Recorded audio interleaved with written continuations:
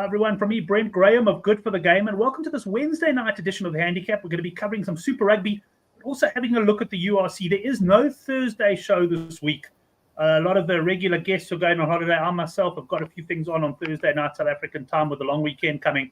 So we're going to get stuck into all of the rugby games tonight, and it's going to be a shorter show than last week. I can pretty much guarantee you that, because I haven't got Oracle on the show here with Nathan. But let me welcome Nathan. Nathan, first of all, great to have you back, but I thought a thoroughly enjoyable show last week with Oracle, some interesting views exchanged. Yeah, absolutely. It was great. As you say, I think it'll be a lot shorter this week. I think if we do one of those again, we might have to split it into a 3-part mini-series or something. But no, it was good. And I think the thing is that you don't often sort of hear, I guess, some of the thinking and or the thought process that goes behind it and some of the other things. So it was pretty interesting. When I listen to other podcasts that are about betting, I think the ones that I find the most interesting are definitely the ones where they sort of talk more about process and kind of get into a bit more of the details rather than just, here's a pick sort of thing. No, that's it. And I think we must definitely warrant maybe a separate show or a couple of separate shows, talking about strategies and that. And it's always, what I always enjoy is getting people, if I could say like-minded individuals, in other words, sports bettors, but that have different strategies, and you can always learn, no matter how much you know in this game, you can always pick up that little bit from somebody else. So definitely keen to do that. Nathan, just before we get into the Super Rugby games, just having a look at the latest Super Rugby outright betting, scrolling down there.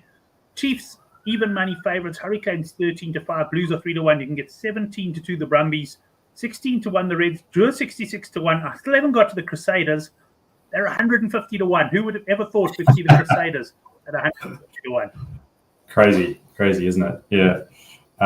Crazy. That might be I was going to say that might even be the best bet on the board, though, to be honest. I mean, the way that the finals are structured, so that's the top 8 make the quarters. I mean, once you do that, kind of anything can happen to some extent. No, it's a good point. In fact, I just did this just before the show, so I didn't really get time to apply my mind, but I was thinking, right, 8 teams. And if you look there, what have we got? 1, 2, 3, 4, 5. We've got 7 teams at 16-1. So one of those teams at 66-1 or better is going to make the quarters. And if the Crusaders can sneak in, well, you're certainly not going to get 150-1 about their chances. But I guess the problem for them is that time is going to start running out. And that takes us into the first game where we've got the Crusaders here up against the Chiefs. This handicap, I think, opened about plus 8.5, 9.5, which is very much where I had it. It has come in, and from what I can tell, Nathan, that's largely on the news that Damien McKenzie's not playing for the Chiefs. I heard talks about him being rested, but I've also heard that he had a bit of a niggle on the knee, which I think is far more likely against the Crusaders. What do you think of this one? Yeah, it's times have certainly changed, when you're resting people against the Crusaders, but I think they'll try and spin it a number of ways, but effectively that's what's happening. So, yeah, I think like you, I'd sort of price this up at about sort of 8.5, 10.5 kind of range. So, and I think based on, other usually fly halves that are, pivotal players to teams, usually are worth sort of around that 5 to 6 points, for the really elite players. So I think that puts this probably around where it should be.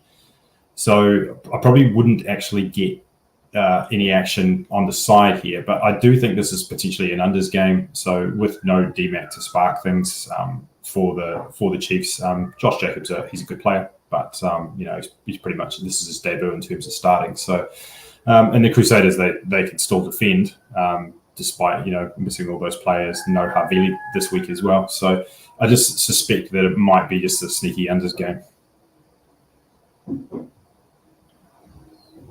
Right, and welcome to the guys in the live chat. We've got Mark Dumpy saying, that's a nice jersey. This is the one, of course, that Mark sent me. It was Leinster's Heineken Cup or European Cup jersey last season. Also, of course, got the other jersey as well. A Reverend coming in, of course, from New Zealand, saying good morning. And sports punting tip saying 2 bets for him. He's coming in up front. Chiefs minus 5.5 and RCB on Friday. That's, of course, the Royal Challengers Bangalore. I've been watching a bit of that IPL. Some serious runs tonight. I think we had an IPL record, 270 odd set, and it was very nearly chased down as well. Quick question before we move on. Let's answer Mark's question here, Nathan. Is this the worst Crusaders team let's call it in recent memory? Well, you'd be comparing it to the 96 team, which finished bottom. And the thing is that the 96 team on paper, when you look back on it, wasn't bad because it had a lot of players that actually went on to be pretty good. So, but for whatever reason, they couldn't get it together, or I guess maybe they were probably inexperienced at that point. So it's kind of too early to say almost, because I think there are some players in the current team that'll actually go on to probably be All Blacks and have pretty good careers. But they're a bit green at the moment. Yeah, Reverend coming in and answering yes then. And I'm going to take you into the next game, Nathan. And then what I'm going to do is I'm just going to change across to my 3G. My Wi-Fi this week has been giving me problems, and I'm losing the odd words. So I'm going to change connections while you're talking. But this game is Waratahs minus 10.5 against the Rebels. We've got a points line here of 57.5. I have checked conditions, and from what I can see, conditions should be pretty good in this game. What are your views on this one? Yeah, I saw there was a comment there about the piano as well. So, we could additionally just have an episode. I'll play this one, that one. And I don't know, are you a singer? Maybe the Oracle could play guitar or something? Yeah, Oracle. Sorry, I'm just going to change networks. I'm just losing you a little bit there. No, it's all good. I think the line looks about right, and I think the Rebels have shown a bit of an inability to be able to keep the lid on the score in some of these games. So it's not within the outside the realms of possibility for the things to get away on them. And I think that 57.5 looks a little bit low, like in terms of points. So I'll probably be looking to the over there. Yeah, I must admit, I'm with you there. I was also looking at the overs, and Touchwood, this different connection seems to be doing a little bit better. Mark Dunphy saying that he plays the saxophone and drums with a triangle there. Yeah, I don't know what Oracle plays. It'd be interesting to know. But I said to Oracle, I actually messaged him earlier today, and I just said to him, I got some really good feedback from the show last week. A lot of guys enjoyed the betting banter. But Oracle, he goes, well, just what did you expect? He said, that's. I was on the show, of course you're going to get good feedback. Typical Oracle confidence there. But let's move on to the next game. Look, so that game, I'm very much looking at points on that game as well. And I think perhaps I am leaning, 10.5 is about right for me here, but I would be leaning towards the Waratahs points perhaps here. I think they've got a team that can score plenty. This is an interesting game though, Nathan. We've got the Drua minus 11.5. They beat the Waratahs. They've beaten the Crusaders at home. They weren't that convincing against the Tars. I'll give you the handicap first. It's minus 11.5. We've got a points line of 55.5. The first thing I want to say to you is we were all told, watch out for the biblical conditions in Fiji. The points line dropped to 43.5, and I think there was something like 70 odd points in the game. Was it 72 or something? I mean, that was one of the ones where the weather forecast it probably missed it by an hour or something. But the reality is that so many punters climbed into the unders, and in the end, you could have got over 43.5, and it had virtually arrived by half time. Yeah, it was almost comical, really, that you could flick your TV on with the game sort of was about to kick off and see beaming sunshine and clear blue skies. So I think the lesson there is maybe don't trust the Fiji weather service. Possibly not that competent. Yes. But it does show that when you are betting weather, that you do really need to be on the ball, like in terms of keeping an eye on things in the lead up to kick off and that sort of thing, which to be honest, I don't really do that often. One of the reasons why it's kind of prefer to bet the handicaps in a way. But all you need to really do is just turn the TV on, see the conditions, and I think the over was kind of pretty obvious. And an opportunity there, you could have played a middle that was around about 15 points, and you wouldn't have landed it because it went way over. But opportunities for those sorts of things. So funnily enough, though, I do think that maybe the threat of weather is also suppressing this points line, because I don't see any reason why this wouldn't be high as well. Like I think in normal conditions, I think it's definitely 60 plus. I would have thought. For a game like this. But again, I think what happens, and we don't get this in New Zealand, so it's difficult for us to kind of comprehend. But when you look at the weather forecast in Fiji, it will say rain every day. And I think the reason for that is when you have these tropical conditions, that the humidity builds up during the day, and then sometime in the afternoon, it generally will sort of just piss down, and it might only last for 10, 20 minutes and it's gone, it's over. So the forecast is always showing that rain, but it just might be that one, it never happens, or it happens, in a very isolated kind of way.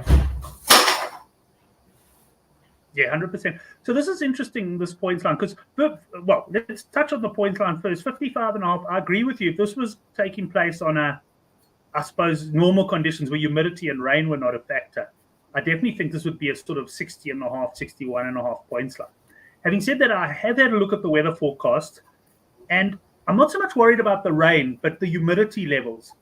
And I see humidity at 99% on the forecast that I looked at. And that tells me that this, if that is, and like you said, we've probably got to treat these forecasts a bit with a pinch of salt, but to me, the humidity level looks incredibly high for this game. And that has me thinking that in actual fact, unders could be the play here.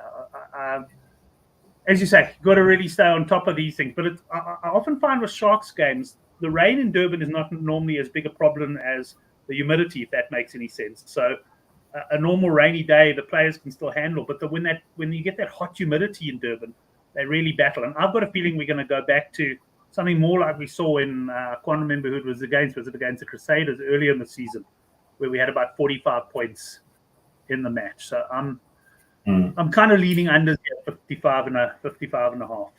Yeah, this is where you kind of need some local weather expertise to kind of explain things, because the same conditions on paper in different countries can be wildly different. And I remember earlier, at the end of last year at the NPC, and I read a handicap by somebody on a points total in the NPC for a Manawatu game, where they'd looked at the humidity and made some sort of correlation to what was going to happen to the score.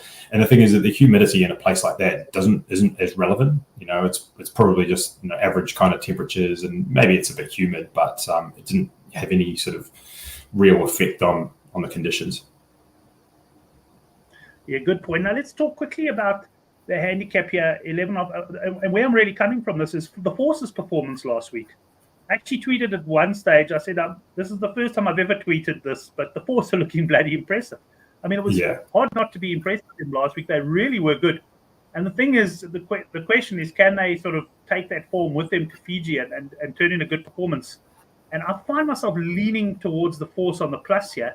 Also because, to me, the Drua are the sort of side that aren't going to put teams away necessarily. They're always going to have those lapses in defence or something. So I'm leaning Force here. What are your thoughts on that?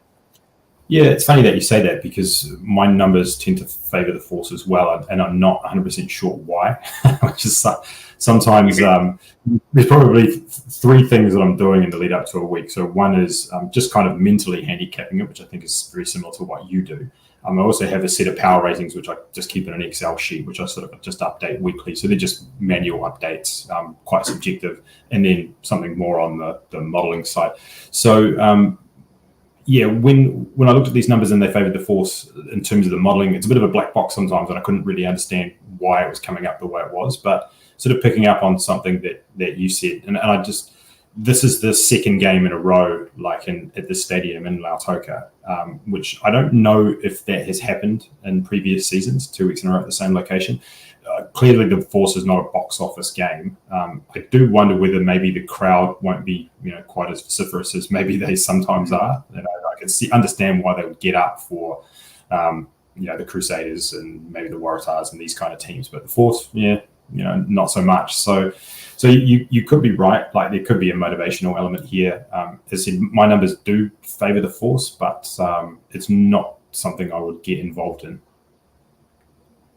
Yeah, okay, that's interesting. Yeah, probably going to be more of a points seller in this one. And just another point to consider, which it's difficult to quantify, but I often look at the Sharks and I go, when they have a run of home games, they're obviously playing the game in humid conditions, but they're having to train week in and week out in these humid conditions. And I still think that is potentially draining. And I'm looking at that and going, the Drua now, they've been there now for a couple of weeks. They're training in these humid conditions. The Force have had to just go over and quickly adapt. And I don't know if there's anything to it, but it's certainly something I'd like to look into one day. And, is actually being based in an area with humid conditions a bit of a disadvantage, because it just sort of, humidity just saps your energy at the end of the day. Interesting one. Reverend is saying Force hinges on Nick White being on the field, and importantly, I see is in the starting lineup. So yeah, I do agree with you there. I think Nick White very important. Johannes coming in, and he'll share his treble later on with us. Drua 1-12. So yeah, interesting game. This one that and just last week, what happened is I actually recorded the game because it's 3 a.m. in South Africa time. So when I switched on and I saw the weather, it was too late for me to hop on the points. But yeah, I certainly would have climbed onto the points had I been watching it live. Right, let's move on to the next game. This is an interesting game. This Moana Pasifika.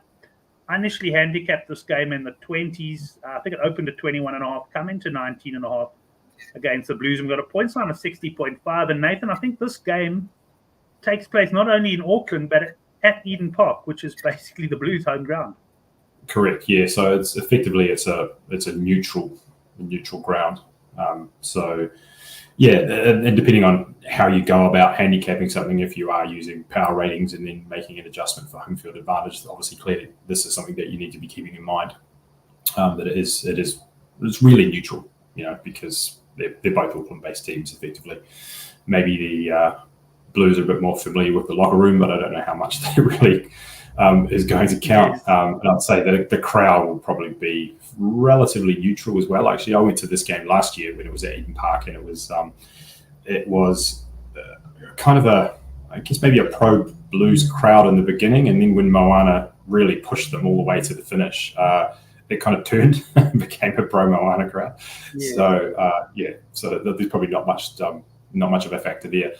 It's an interesting one, I think, in that in terms of just pure numbers, I think the Blues is probably the right side on this one. I think a lot of people will look back to that game last year where the Blues won with a penalty try in the last minute, and you can convince yourself that this is a game that Moana get up for because crosstown rivals and all that kind of stuff.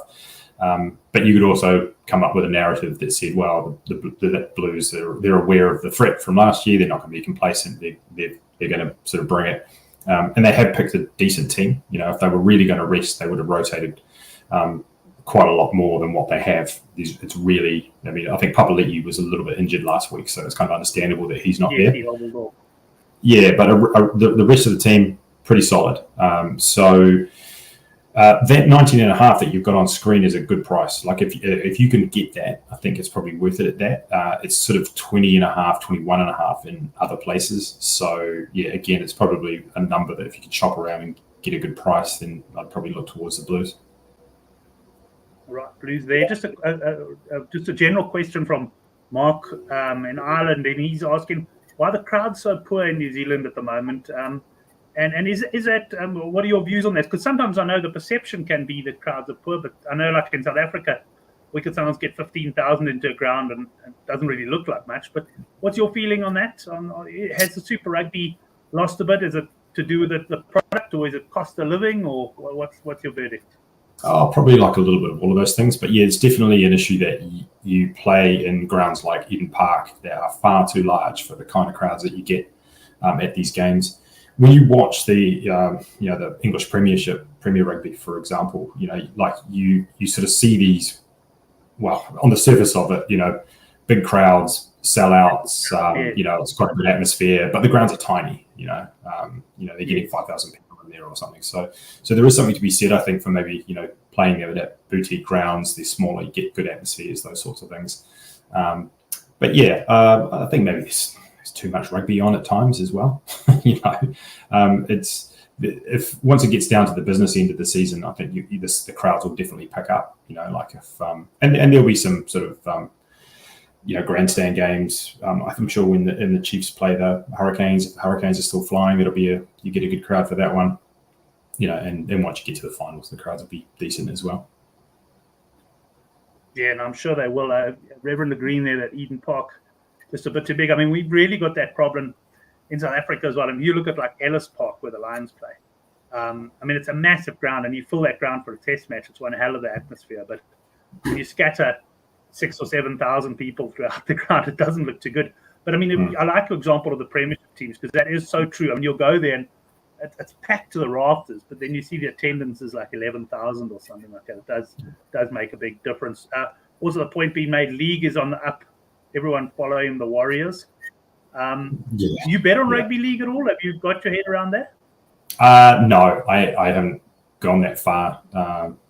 Maybe the occasional sort of ARB when I see some good prices, but nothing, no straight bets. Yeah, they try to get league going in South Africa. Actually, when I was still playing many years ago, and it came out, and it just never took off for whatever reason. Even though it was a thoroughly enjoyable game, I think our rugby culture is just so strong here in this country. Let's move on to the next game. There has been some movement here. I think it opened about 10.5 plus 10.5 Highlanders. The money, I think, has come for the home team here, and we've got a points line of 57.5. Hurricanes have named a pretty strong side. I'm just not. I'm just not sure about the 10 position. If that's that hot for this one. What do you make of this one? Yeah, Hurricanes are pretty much as strong as they can be. Brett Cameron at 10. The Highlanders, they're pretty much the same. I think there might have been one missing in the front row perhaps, but this is it's quite an interesting sort of line, because if you think about, so last week, the Highlanders, they were plus 14.5 against the Chiefs. So if depending on how you're judging your home field advantage, you could say that's around about sort of 11 points on a neutral. So if you assume for a minute, and it might be a stretch, that the Canes are as good as the Chiefs, then it's probably sort of 7.5 with the Highlanders at home. So there's something that would sort of favour the Highlanders there, and of course that's with that assumption that the Canes actually are as good as the Chiefs. Now that might be a little bit higher, which again would sort of lean towards the Highlanders. So I think you could make a case that the Highlanders are the right side here. They did actually cover, of course, against the Chiefs in that 14.5, finished 7. So yeah, I don't have a strong lean, but if I did, it would be towards the Highlanders. Right, yeah, and points to me looks about right here at 57.5 as well. I mean, it's under roof, so we know conditions are going to be good. But when these New Zealand sides, they're going to go at each other. I don't know. Yeah. It looks to me, these derbies sort of 45 to 55 points. That's normally what we're looking at. Yeah, and it's again, this is one that could easily blow up. This is what the Hurricanes have always been like since the beginning of Super Rugby. They're capable of just sort of having outrageous sort of scorelines. I think in general for the season, I think the Highlanders feel like a bit of an unders team. So they maintain position well. That's something that they've clearly improved on. Their defence is actually improved as well, but they seem to just sort of lack that cutting edge. Weren't very efficient in the red zone at all last week, so kind of lends itself to an unders team, a team that can sort of take the air out of the ball but can't score themselves. Right, 100%. Let's move on to the next game. Mark just saying indoor stadium. Yeah, I'm sure this has been played in under the roof in Dunedin. Hey, I didn't check, but I just assumed it was. Yeah. This one will be under the roof. Right, this one's had some betting movement, and I know I suspect you got on an early line here, but we got the Reds at home to the Brumbies. Opened overseas, well, I say overseas, probably there where you were punting at plus 3.5 Reds. I actually priced this one initially at minus 7.5, which in retrospect I was out on, but there certainly has been movement for the Reds here. They're now minus 3.5, which I think is pretty much where you capped the game. Yeah, 100%. So this one, as I said, probably the most interesting one just in terms of line movements. So when I went through my process, I had 3.5 off the top of my head in the power ratings, and then something pretty close to that when I ran the teams after the model numbers. So when it came up, I sort of immediately, I messaged a friend of mine and said, if you were just capping this off the top of your head, who would be favourite? And he thought the Reds would be favourite as well. So I think this is one of these ones that, when you hear people say in American betting circles, they'll say Vegas knows, or the house always wins, or the bookies always win. Well, I mean, this kind of goes to prove that I think what they're doing is that in the background they've got some fairly kind of rudimentary sort of numbers that they're using as an opening line. And then they just stick it out there and just say, oh, well, just let's see what happens from here. And then the public, or the bettors tell them where they've got it wrong. And I think, the people have had their say and told them they've got this one wrong. So, you didn't need a model or anything else to kind of tell you that this line was out. So you've got a 7-point line move, which has moved across zero, which is, really the only sort of key number you've got in rugby, any true key number. So, you've gone from what was priced up as, like a 50-50 bet, like they all are. This is probably more like if you had the 3.5, it's now like a 70% bet, which is good. Obviously, you'd be happy to get one of those every week. Yeah, that's it. And some weeks, like we've discussed before, some weeks the Brumbies are going to beat the initial handicap. But the fact is that initial line was wrong. And as you say, if you could have one of those a week, you'd make some money rugby punting. I remember years ago there was a bookmaker called Mbet in South Africa, and I knew Hilton Hassan is now with World Sports Betting. It was his company, and he used to price up every Monday. And in those days, we didn't really normally get Super Rugby lines until about the Thursday. And I remember working on my stats at the end of the week, and if it wasn't for him pricing up early, I would have lost money on Super Rugby. But in those days, I used to get on those early lines and ended up showing a profit. So, yeah, interesting one. Let's just see. Commenting on the side here, blow for blow, says Reverend, 56.5 is too low.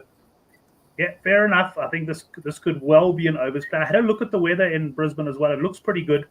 And this is another place that can get very humid. But from what I can see, the humidity levels are not going to be bad. So, yeah, certainly overs points could well be the way to go. Right, that actually brings us to the end of Super Rugby. Nathan, we'll come back to the best bets at the end. We can move now through a little bit of URC. Obviously, I know URC, we don't have team news on we might have, I don't know, I haven't seen on Friday's games, but definitely not on the rest of the games.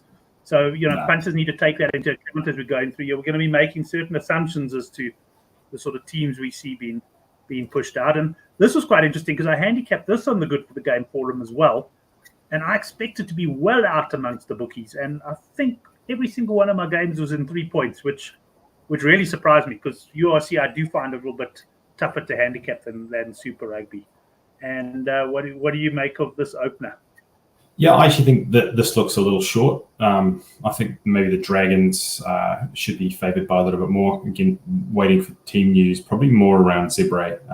There is news out there that you can kind of read the tea leaves for some of these teams. Some of them are pretty good at sort of giving updates about injuries and having coaches that will give hints in the news about the lineups they're going to put out there. But so I'm still waiting. But if I do get involved in this one, I think it'll be on the Dragons.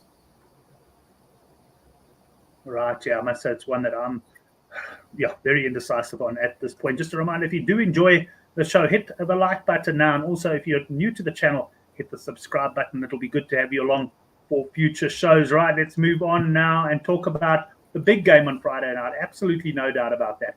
We've got Leinster minus 12.5 against the Bulls, who have certainly been the pick of the South African sides, and a points line here of 51.5. And I think the last time these sides met, quite possibly, no, they met in Joburg when Leinster had a very weakened side. Sorry, they met in Pretoria. But the last time they met in Ireland, I think, was at semi-final, perhaps, when the Bulls stunned Leinster and beat them. So, yeah, there could be quite a bit of in this game in terms of the Bulls trying to see, I guess, where they stand in this competition. Yeah, and this is right. The line is right around where I have it, sort of around that sort of 13 points. We know that Leinster are going to be bringing quite a lot back. They've been pretty clear about that in the press. So then I guess the only question is, and with a pretty big cap, for a top of the table clash, I guess the question is probably more around the Bulls' motivation. So I guess we'll see with the team that they put out, how they're feeling about this, whether they think that this is something that they are really up for or not. Yeah, good point. I mean, I've seen some comments as well from Jake White that suggests that they're going to go, with a strong team. But as you say, over such a long season, this could be the sort of game they say, well, if we can score 4 tries and get a losing bonus point or something, they'd probably be happy against Leinster. So team news is going to be important here. As far as a points line of 51.5, anything stand out for you there? No, so I don't tend to get involved in the points for URC. URC, okay. Having a look here, no James Ryan or Negator. Hearing we won't have some of the Irish players who played big minutes in the Six Nations, so that's interesting. So, yeah, I think the message here is clear on this game. I like you. I actually handicapped this game exactly here, 12.5 as well. So I would say that don't get involved until you've seen the team selections here, and then you can get involved from there if maybe the Bulls feel they can start, or perhaps some of the guys suggest some of the Irish internationals aren't available. Well, I think the comment was the Irish internationals that have played big minutes, but because Leinster supplied so much of the team, I think it was sort of 19 out of 32 players that played for Ireland came from Leinster, that a lot of them actually didn't play big minutes. And so I saw an article that was commenting on the players that had only sort of featured once, and it was, guys like Jack Conan and Gary Ringrose, I think Kelleher the hooker. There were a few others as well. So they're all international players. They just didn't really feature that much for Ireland because the depth of the squad. Yes. So one thing about Leinster, even if they do set a few internationals out, they can still put together a squad of international players to play there. The remaining games, I don't have any points lines. It's a little bit early for that. If it was Thursday night, we'd probably have a few. So we'll just run through the handicaps. Benetton, there's been a bit of money here from Benetton. I think it was about -3, 4.5. It's edged out slightly to 6.5 against Connacht, who, of course, were put away in no uncertain terms by the Lions at home last week. Yeah, I'm sort of on the fence about this one as well. I think sort of 6.5 is about the right line. There's 8.5s out there, and I think I've seen people that are still willing to bet that. If I could get something north of that, I might start looking at Connacht. But again, would want to see the teams. Yeah, team news will be important. Let's see what Dave has got to say. Dave is going to be at the game. I always message him for weather forecasts for Leinster games. He's normally walking to the ground with his son to go and watch the game. And good to hear from you, Dave. The fringe internationals will play Conan, Ringrose, RK Lamour, Ryan Beard, and Ross Bourne, which is, that means they're going to have a very, very strong side, no doubt about that. Admiral coming in on this game saying Benetton all day, Connacht missing all of the internationals. Okay, so, as you say, that line might still edge out a little bit further, but one that we'll want to wait for team news. Then the Sharks. Last week, I took a case of beer off the Oracle. I'm going to be able to drink myself into retirement the way I'm going against that guy at the moment. The Sharks beating Ulster last week. The question is, can they do it 2 weeks in a row? And we've got a handicap here of -7.5. I just want to check. I think this opened at, pretty much -7.5. It's been stable. I think there was 9.5 in places, and there has been a bit of support for Edinburgh. But cap looks about right to me here, Nathan. Yeah, it looks about right to me as well. So I've got a couple of different numbers, one in sort of around 6 and one around 8. So, when I'm either side of a number, it makes it pretty difficult. I did wonder whether, I think we know from last week, so Edinburgh, they rested basically all the international players, but did take them on tour, which sort of suggested that they were targeting this game. So I don't think from their perspective, maybe this is one where, they're kind of going to go all out to win this one, or at least take something from it. So that does make me kind of lean towards Edinburgh a little bit.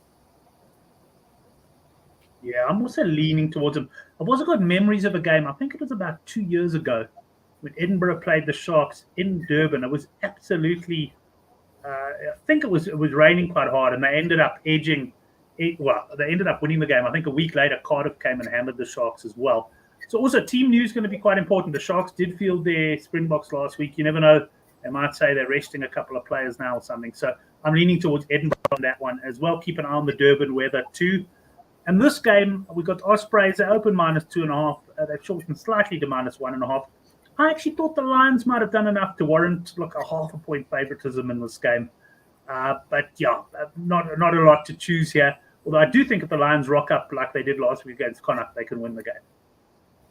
I actually like the Ospreys quite a lot in this spot, and I think you've talked previously about sort of fake finals and that sort of thing, and I think last week's Ospreys game was definitely one of those things. So they dominated position and territory. They conceded 2 long-range intercept tries, and then my understanding, I didn't see the game, was that Alex Cuthbert with an open try line pulled a hamstring to go in. So I heard about that. Yes. Yeah, so I think they ended up losing by 10, but it was one of these ones where you look at it and you wonder how they managed to do that. So I think one of these things is possibly better than how they've been rated and what some previous score lines would suggest. And I kind of feel so. I've done pretty well from betting Ospreys and Lions games, so I do feel like I've got a reasonable read, or at least the numbers have a pretty good read on the two teams.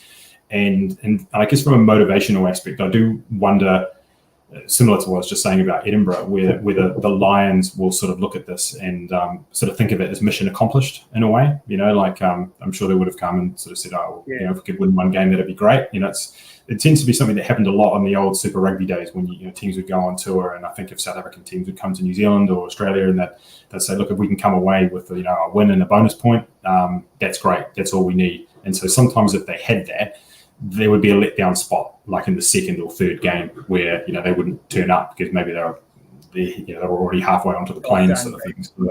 Yeah. So I just wondered whether there might be an element of that with the Lions, and that would sort of again lead me to favour the Ospreys.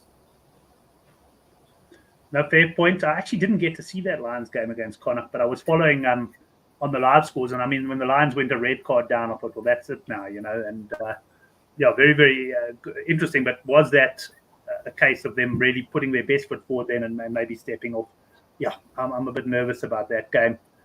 Shane is saying this new guest has the Midas touch with his private model rating system, promoting Brent to squad leader. I like that one, Shane. Yeah, I think it's fair to say a lot of guys are enjoying the input of Nathan and his modelling there. And Shane, I must tell you that we'll definitely have Oracle back on Thursday night show. He was itching to go, but I cancelled Thursday night show this week, so he'll be looking forward to coming on the game as well. Shane, I know, a big Oracle fan. Right, let's get into the next game. It's Stormers at home to Ulster. Stormers minus 13.5.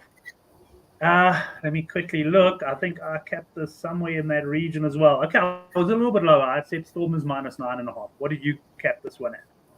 Yeah, I think there's just a lot of off-field stuff going on for Ulster, and I just don't have a lot of faith in them right now.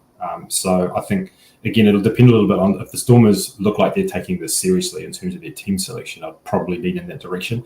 Although in this case, I don't actually have any numbers that are backing me up. It's probably more of a gut feel. Yeah, I can see that the line here in South Africa did open 11.5, so there has been some support for the Stormers. And like you, if I'm going anywhere there, I'm looking at Stormers. I would check out conditions in Cape Town and quite possibly, have a look at Stormers points or something like that. And Shane just coming in talking about Oracle. The King has multiple appearance appointments, we understand.